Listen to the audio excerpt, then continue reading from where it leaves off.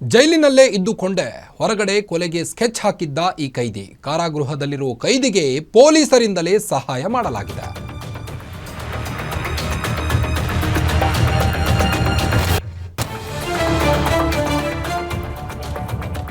ಜೈಲಿನಲ್ಲೇ ಇದ್ದುಕೊಂಡೇ ಹೊರಗಡೆ ಕೊಲೆಗೆ ಸ್ಕೆಚ್ ಹಾಕಿದ್ದಂತೆ ಈ ಕೈದಿ.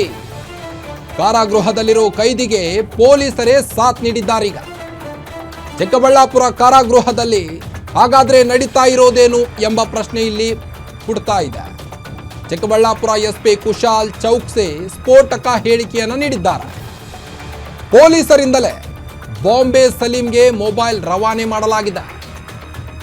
ಅಂತಾರಾಷ್ಟ್ರೀಯ ಕುಖ್ಯಾತ rowdy sheeter Bombay Saleem Bagepalli kidnap ಕೇಸ್ನಲ್ಲಿ ಬಂಧನವಾಗಿದ್ದಂಥ ಬಾಂಬೆ ಸಲೀಂಗೆ ಪೊಲೀಸರು ಸಾಥ್ ನೀಡಿದ್ದಾರೆ. ಜೈಲಲ್ಲಿ ಬಾಂಬೆ ಸಲೀಂಗೆ ಮೊಬೈಲ್ ನೀಡಿರುವ ವಿಚಾರ ಬೆಳಕಿಗೆ ಬಂದಿರುವಂಥದ್ದು. ಮೊಬೈಲ್ ನೀಡಿರುವ ಕುರಿತು ತನಿಖೆಗೆ ಸೂಚಿಸಲಾಗಿದೆ. ಜೈಲಿನಲ್ಲಿ ಎರಡು ಗುಂಪುಗಳು ಸೃಷ್ಟಿಸಿ ಗಲಾಟೆ ನಡೆಸಿರುವ ಶಂಕೆ ಕೂಡ ವ್ಯಕ್ತವಾಗಿರುವಂಥದ್ದು.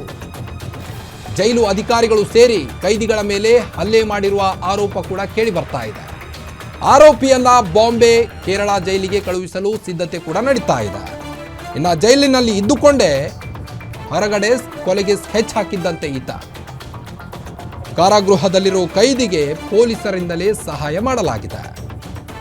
ಚಿಕ್ಕಬಳ್ಳಾಪುರ ಕಾರಾಗೃಹದಲ್ಲಿ ಹಾಗಾದ್ರೆ ನಡೀತಾ ಇರೋದೇನು? ಕೈದಿಗಳಿಗೇನೆ ಇಲ್ಲಿ ಸಾಥ್ ನೀಡ್ತಿದ್ದಾರಾ ಪೊಲೀಸರು ಎಂಬ ಪ್ರಶ್ನೆ ಕೂಡ ಹುಟ್ಟಿರುವಂಥದ್ದು. ಈ ಬಾಂಬೆ ಸಲೀಂ ಯಾರು ಆರೋಪಿ ಇದ್ದಾರ, ತುಂಬ ನಟೋರಿಯಸ್ ಕ್ರಿಮಿನಲ್ ಇದ್ದೀರಾ. ಇವರದು ಅದೇ ಥರ ಮಾಡಸ್ ಆಪರೆಂಡಿ ಇದೆ.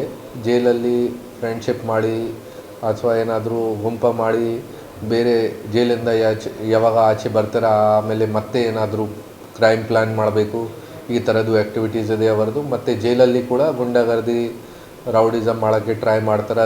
ಬೇರೆ ಜನ ಮೇಲೆ ದೌರ್ಜನ್ಯ ಮಾಡೋಕ್ಕೆ ಟ್ರೈ ಮಾಡ್ತಾರೆ, ಅವ್ರಿಗೆ ದಬ್ಬಾಳಿಕೆ ಮಾಡೋಕ್ಕೆ ಟ್ರೈ ಮಾಡ್ತಾರೆ. ಈ ಕಾರಣ ಬಗ್ಗೆ ಅವ್ರ ಮೇಲೆ ಕಂಪ್ಲೇಂಟ್ ಬಂದಿದೆ. ಅದನ್ನು ನಾವು ತುಂಬ ಸೀರಿಯಸ್ ಆಗಿ ತಗೊಂಡಿದ್ದೀವಿ. ಬೇಗ ಅವರಿಗೆ ಬೇರೆ ಜೈಲಲ್ಲಿ ಶಿಫ್ಟ್ ಮಾಡ್ತೀವಿ. ಏನು ಈ ಥರ ಆಗಲ್ಲ, ಅಂದರೆ ಹೊಡೆದಿದ್ದಾರೆ ಈ ಥರ ಎಲ್ಲ ಬಾಯ್ದಿದ್ದಾರೆ. ರೆಗ್ಯುಲರ್ ಆಗಿ ಮಾತುಕತೆ ಆರ್ಗ್ಯುಮೆಂಟ್ ಆಗ್ತದೆ, ಈ ಥರ ಹೇಳ್ತಾ ಇದ್ದಾರೆ. ಸೊ ಟೋಟಲ್ ಈ ಬಾಂಬೆ ಸಲೀಂ ಬಿಟ್ಟು ಟೋಟಲ್ ಏಳು ಜನ ಇದ್ದಾರೆ, ಟೋಟಲ್ 8 ಜನ ಇದ್ದಾರೆ. ಇವರ ಮಧ್ಯದಲ್ಲಿ ಏನಾದರೂ ರೆಗ್ಯುಲರ್ ಆಗಿ ನಡ್ತಾ ಇದೆ. ಸೊ ಅವ್ರ ಮೇಲೆ ನಾವು ಕ್ರಮ ತಗೊಳ್ಳೋಕ್ಕೆ ಸೀನಿಯರ್ ಆಫೀಸರ್ಸ್ಗೆ ತಿಳಿಸಿದ್ದೀವಿ.